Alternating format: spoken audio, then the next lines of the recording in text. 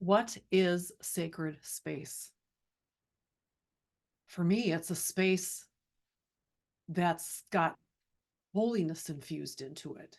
And that can be purely intention.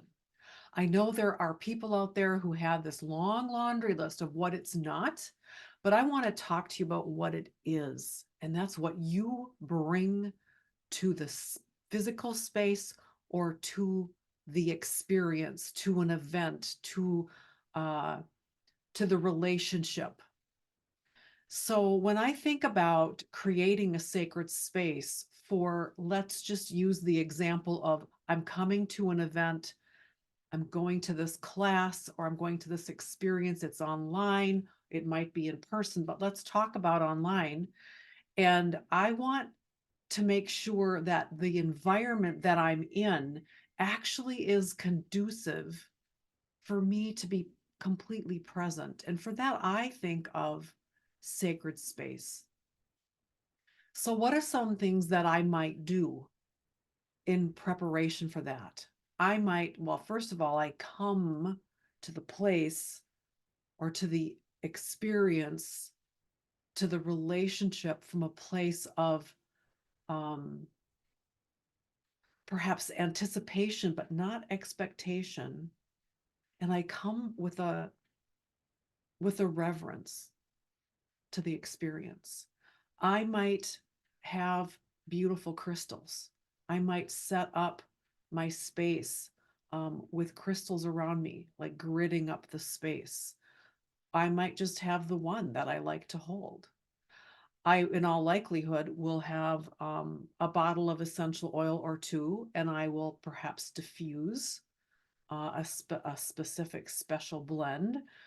Um, and I might apply the oil to I like to do the back of the neck, the brainstem, but also the crown, perhaps the third eye, and even behind the ears.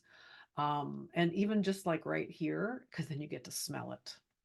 So we've talked about crystals, we've talked about oils, we've talked about the space and your attitude coming into the space. Uh, Another thing might be you want to bring a notebook or a journal. Perhaps you want to have a very special pen that is only for this type of kind of situation that you're anticipating. You're anticipating something profound to happen in this sacred space. Perhaps as you prepare, you want some very quiet music that's high vibration, classical, instrumental, that kind of gets you in that anticipation, into that vibe. That's the big word right now, is the vibe of that reverence, of that sacred holy space. So what do you think about when you think of coming into a holy sacred encounter? For me, it's honestly a good crystal, a nice notebook if I want to write something down, and my oils are always a must. I use Young Living, have for 24 years. Um, and that's it. It's not a long laundry list of what it's not. It's a very short list of what it is. And that's really who you're being as you're coming into this encounter.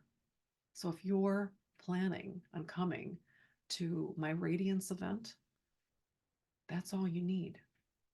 Just come with like an anticipation to meet an aspect of yourself that's waiting to be met. You might want to bring a beautiful cup of tea or sparkling water in a beautiful crystal glass.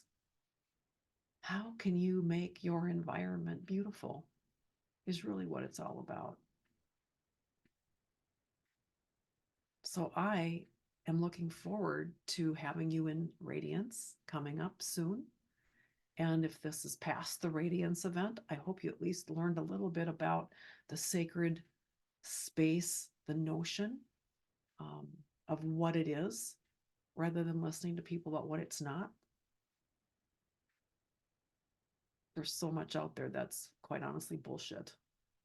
It's really who you're being as you're coming into an experience. And these are just tools. They're just tools. So Marita with a harmonic wholeness. And I look forward to sharing with you another time. Bye-bye.